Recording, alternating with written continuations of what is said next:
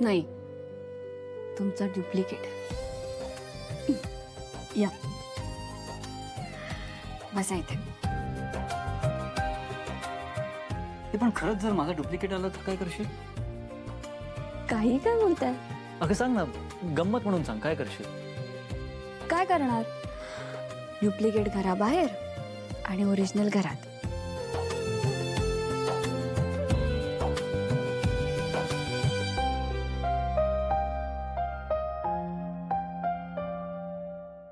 काय झालं? असं का बघताय? मीरा, जर तू अशीच माझी काळजी घेणार असशील ना, तर मी परत माझा ऍक्सिडेंट करून घ्यायला तयार. काही काय बोलताय? काही होणार नाही तुम्हाला. मी तुम्हाला तसं नाही बघू शकत आणि मीच काही कोणीच नाही बघू शकत तुम्हाला असं. नाही, असं काही होणार नाही. हो, असं काहीच होणार नाही. तुला गंमत केली नाही, नको ना गंमत म्हणून, पण नका बोलूय. आणि मी काळजी घेण्यासाठी असं काही व्हायची काही गरजच नाहीये. Okay, sorry sorry.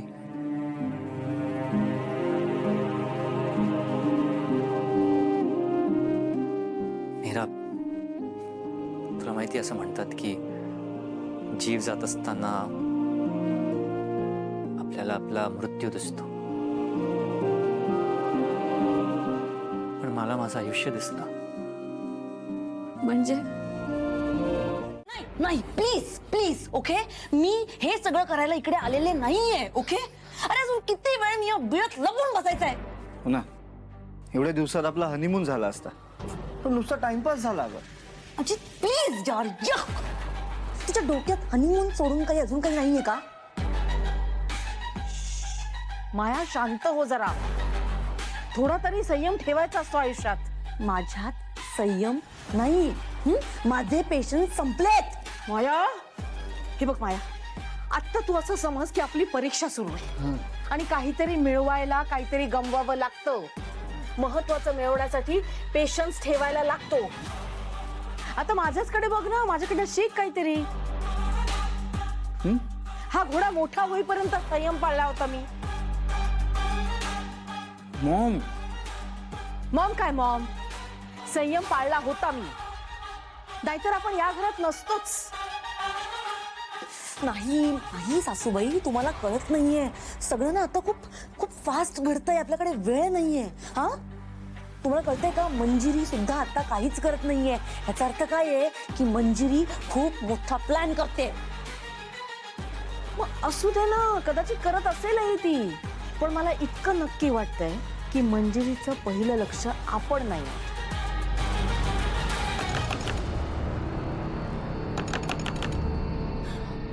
कैदाशिणीचं नाव काढलं आणि आली बहुतेक. मी बघते, थांब.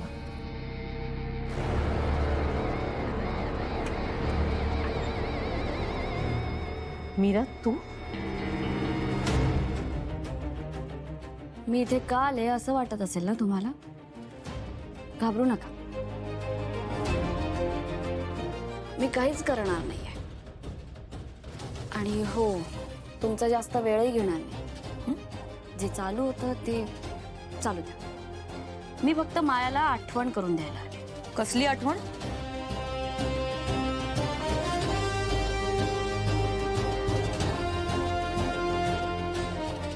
वेदाच्या बाबांचा ऍक्सिडेंट व्हायच्या अगोदर त्यांनी तुला 24 तासात या घरातून जायला सांगितलं होतं. विसरली होतीस ना?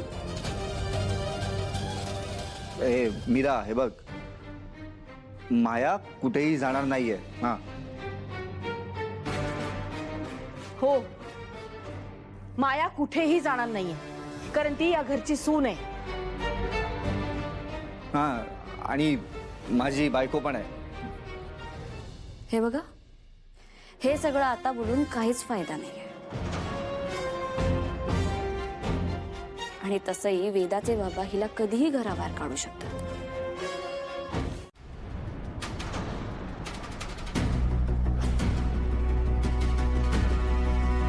अथर्व,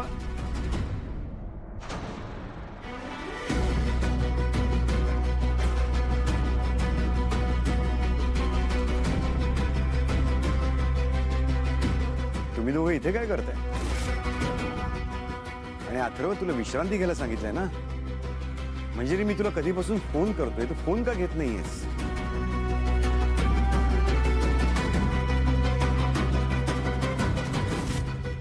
एक मिनिट, तू हात का सोडलास? डॉक्टरांनी हात बांधून ठेवायला सांगितलंय ना? अरे बोल ना काहीतरी. तो काय बोलणार? नाही, माझंच चुकलं. तो म्हणतच होता.